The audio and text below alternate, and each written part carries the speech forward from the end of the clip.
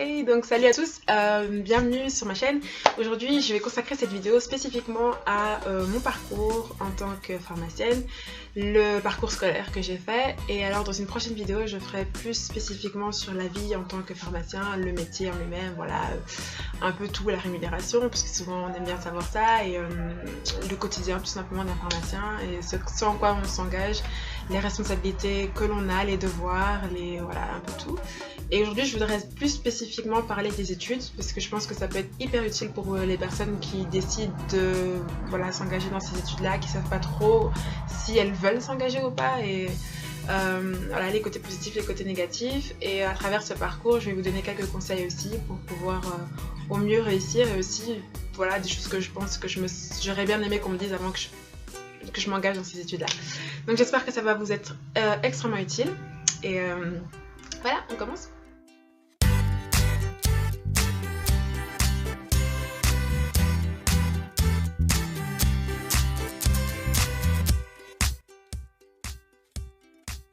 J'ai fait mes études en Belgique, donc je connais pas exactement comment ça se passe en France, voilà, en Suisse ou dans d'autres pays francophones.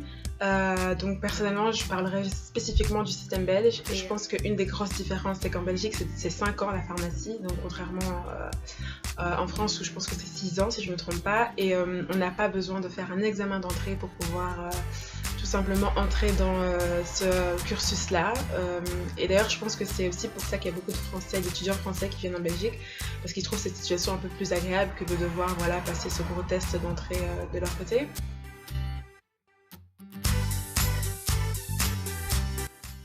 J'étais pas une des meilleures élèves, loin de là. J'étais pas l'intello de la classe, pas du tout, vraiment pas. J'étais pas nécessairement la dernière de classe non plus. J'étais assez concernée par mes études, donc je faisais en sorte d'être quand même dans la moyenne. Mais j'avais pas l'envie d'être toujours la première de classe ou d'avoir les meilleures notes. J'étais une ado comme tout le monde qui avait d'autres centres d'intérêt que l'école. Mais qui trouvait quand même une certaine attirance envers les sciences. Je n'étais pas dans l'option scientifique, ça c'est important à dire, parce que je pense qu'il y a beaucoup de gens qui se découragent en se disant voilà, j'aimerais bien faire ce métier, mais je me dis que j'ai pas assez de prérequis en sciences ou en maths. Et moi personnellement, j'étais pas du tout dans l'option sciences, j'étais pas dans l'option maths, j'étais dans l'option langue. J'avais 2-3 heures de sciences par semaine et 4 heures de maths par semaine, je pense, voilà. Et j'avais plus 6 heures de langue par semaine. Donc j'étais bien plus dans des cours de langue que des cours de sciences. Et du coup, j'ai même cette anecdote assez intéressante, c'est que ma prof de sciences, quand elle a su que je voulais, en terminale, donc en dernière année, quand il faut dire un peu où on veut s'orienter, j'ai dit que je voulais faire pharmacie. Elle m'a dit je ne t'imaginerais pas trop faire ça et je pense pas que c'est dans tes capacités, tu vas peut-être perdre une année pour rien, il faudrait plutôt que tu choisisses quelque chose qui te corresponde un peu plus, et voilà. Donc elle m'a découragée. Heureusement que je ne l'ai pas écouté, j'en suis vraiment fière parce que j'avais vraiment envie d'aller en pharmacie, je trouvais que c'était hyper intéressant comme domaine, et donc j'y étais, et voilà, ça s'est bien passé pour moi. Il ne faut pas nécessairement suivre les profs, ils sont d'office de bons conseils, et voilà, ce sont des professeurs, ils ont beaucoup d'expérience, mais il n'y a que vous-même qui savez exactement ce que vous voulez faire plus tard.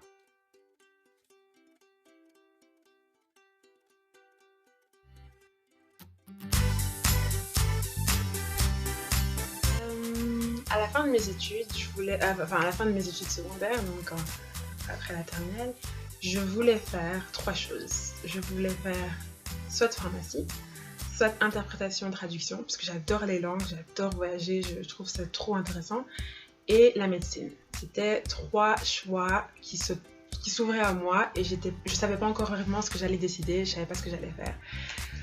Je me suis beaucoup renseignée sur les cours de langue et tout ça, et j'ai trouvé qu'il manquait quelque chose. Je trouvais que parce que j'avais toujours eu beaucoup de facilité en langue en fait, donc j'aimais bien ça, et je trouvais que c'était quelque chose que je pouvais faire à côté en fait. Donc voilà, prendre des cours de langue, etc. Et que fondamentalement, ce qui m'intéressait sincèrement, réellement, c'était les sciences. J'hésitais entre médecine et pharmacie. La médecine, ça me semblait trop compliqué. L'accès aux études était assez difficile parce que à l'issue de la première année de médecine, on était bloqué si on n'était pas parmi les meilleurs.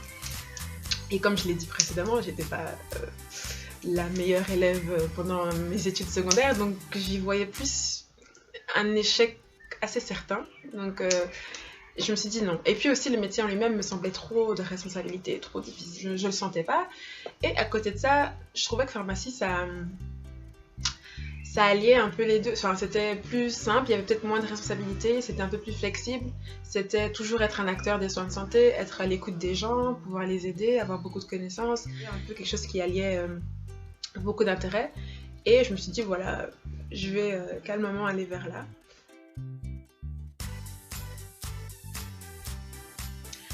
La première année, c'est la plus difficile. Je dirais, pour moi, ça a été la plus difficile, la plus compliquée. Non pas nécessairement par la difficulté de la matière à apprendre, mais surtout par le fait qu'il faut s'adapter.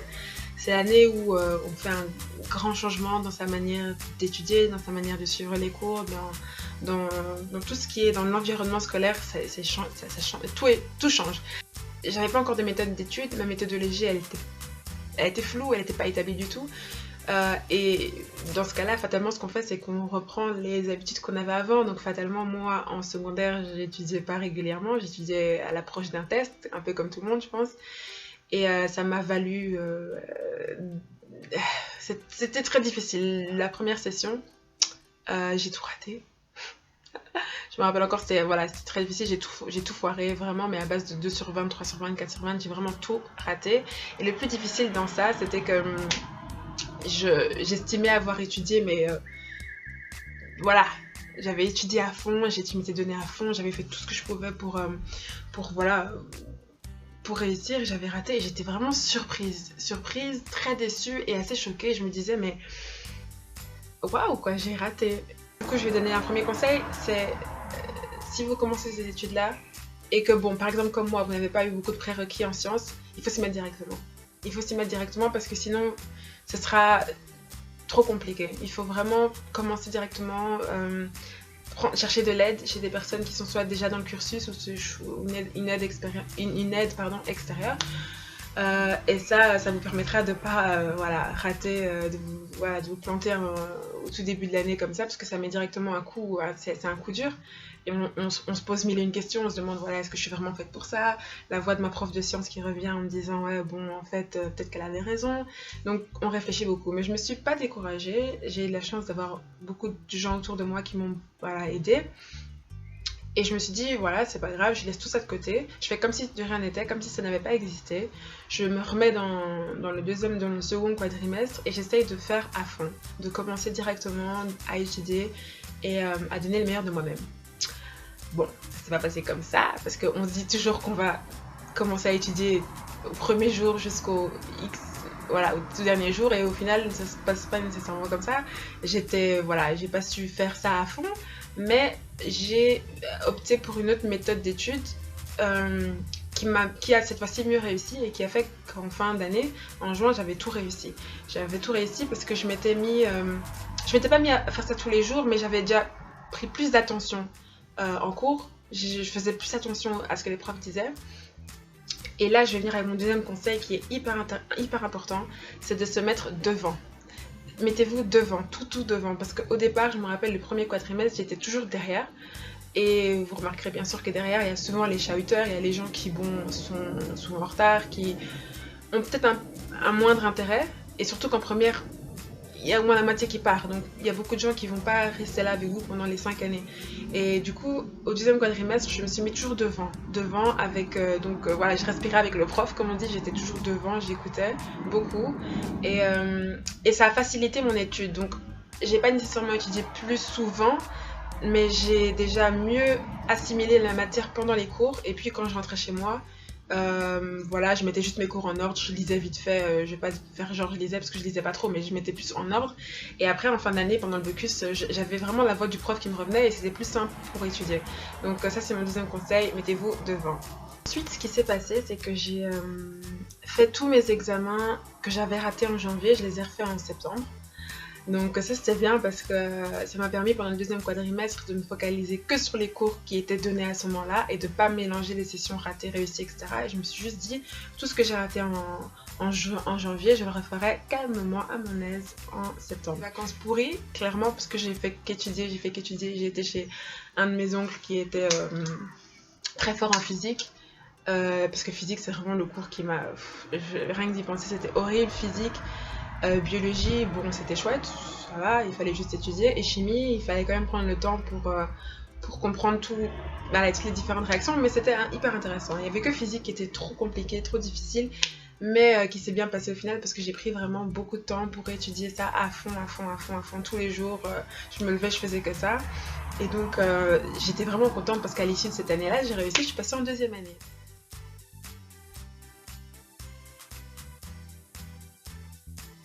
De ne plus jamais avoir une deuxième session de ma vie.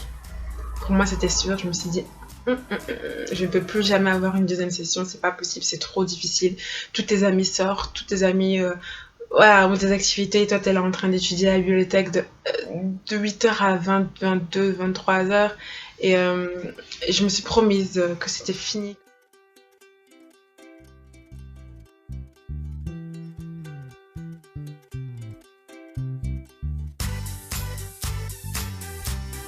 Alors la deuxième année c'était chouette, j'ai beaucoup aimé cette année, mais elle était très difficile, mais j'étais très motivée.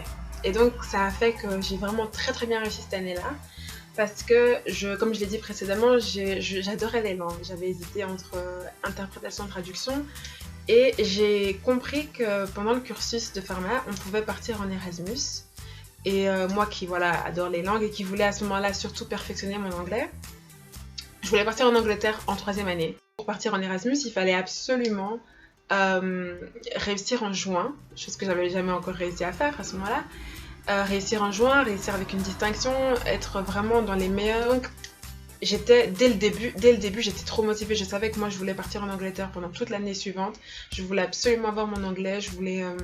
Voilà, c'était trop important pour moi. Et donc, cette année, elle a été très difficile, mais j'étais extrêmement motivée. Et là, sincèrement, j'ai beaucoup bossé. J'ai vraiment beaucoup bossé, plus régulièrement qu'avant. Je dirais pas que je le faisais chaque jour, mais au moins chaque week-end, je pense que je taffais un tout petit peu.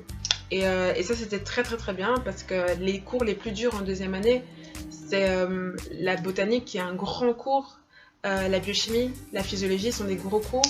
Et donc, c'était très difficile, mais je les ai vraiment bossés dès le départ. Je me suis pas laissée surprendre par la matière. C'est vraiment ça le conseil que je peux donner pour la deuxième année, qui est quand même compliqué, mais qui m'a beaucoup réussi. Personnellement, c'était une de mes années préférées parce que voilà, j'ai très bien réussi. J'ai fini en juin, j'ai fini avec des bonnes notes. J'étais vraiment contente et très fière de moi.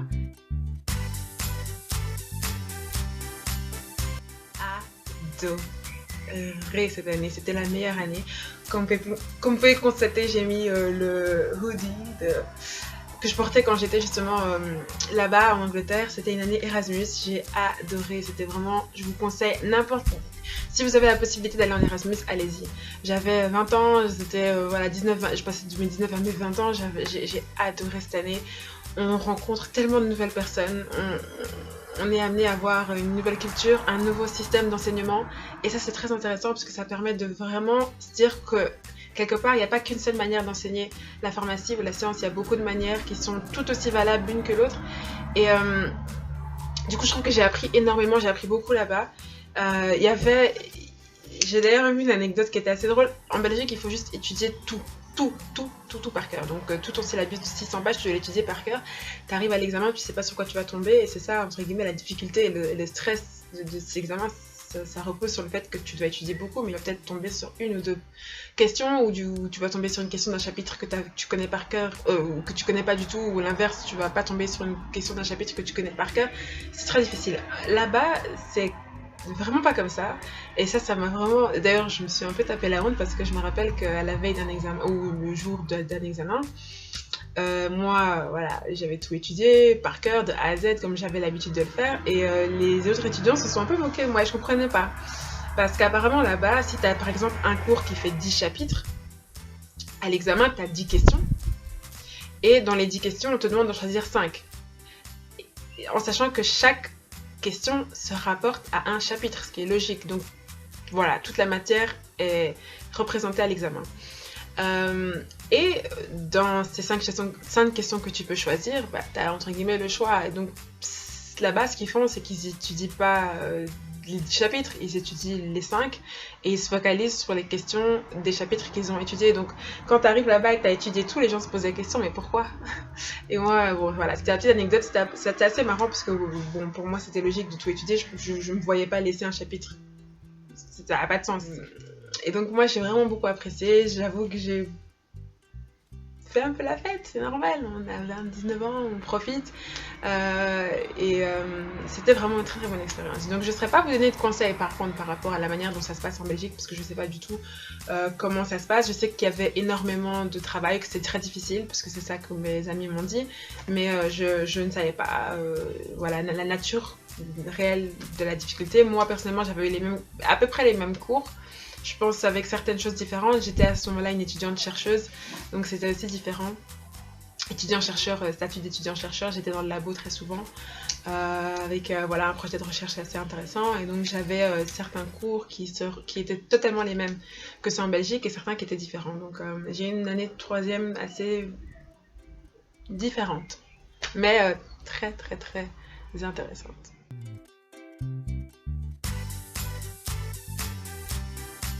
Quatrième année, elle était très difficile. Ça me fait penser à ma première. Elle était très difficile. Il y avait donc le cours de pharmaco. Ce cours est à prendre très au sérieux. C'est, comme on dit souvent, c'est comme si vous deviez étudier le bottin par cœur. Il faut connaître toutes les molécules, tous les noms, toutes les interactions, toutes les indications, tous les effets secondaires, il faut tout connaître. Et là, c'était fort difficile parce que j'étais revenue d'Angleterre, donc j'étais revenue d'un état un peu plus passif, un peu plus à l'aise. Et du coup, c'était un retour à la réalité, je dirais. C'est ça. Et j'avais aussi beaucoup d'activités extrascolaires, j'avais la danse, j'avais beaucoup de choses. Donc, j'étais plus investie dans les choses extrascolaires que dans mon cursus. Donc cette année-là, j'ai réussi correctement, je dirais, moins bien, avec une moins bonne moyenne qu'avant. Mais j'ai réussi aussi en juin, je me suis... voilà, c'était bien passé. La cinquième année, c'était chouette. C'était chouette parce que, bon, elle était, à ce moment-là, il y avait plus de pharmacologie. Il y avait 9 mois de... Non, c'est pas 9 mois, c'est 6 ou 7 mois de pratique professionnelle. Donc on est dans les pharmacies constamment, tout le temps. Et ça, c'était hyper intéressant parce que, bon, voilà, on apprend le métier sur le tas. Au début, c'est un peu gênant, hein, on connaît rien. Les gens limite se moquent un peu de nous. On est au comptoir comme ça, on a un stress. On se dit, bon, est-ce que je dois aller à gauche, est-ce que je dois aller à droite, qu'est-ce que je peux donner, qu'est-ce que je peux pas donner. C'est très stressant. Mais après 2-3 mois, ça devient assez intéressant. On se rend compte du poids qu'on a en tant que pharmacien et des conseils qu'on peut donner et la manière dont les gens nous écoutent. Donc c'est hyper intéressant.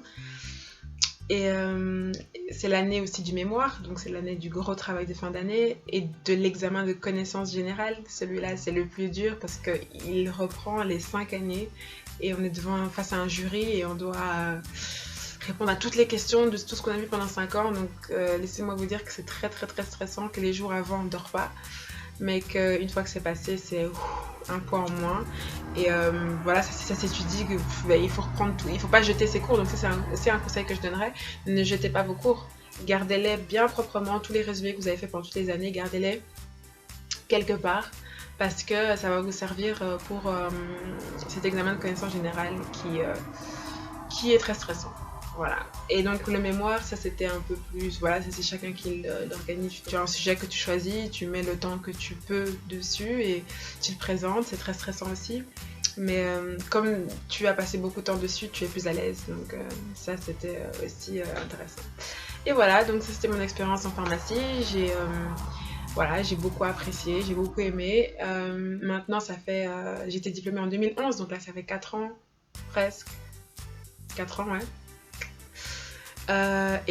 Depuis, j'ai pris d'autres choix qui seront justement qui feront l'objet d'une vidéo prochaine, parce que je me suis redirigée vers un autre métier.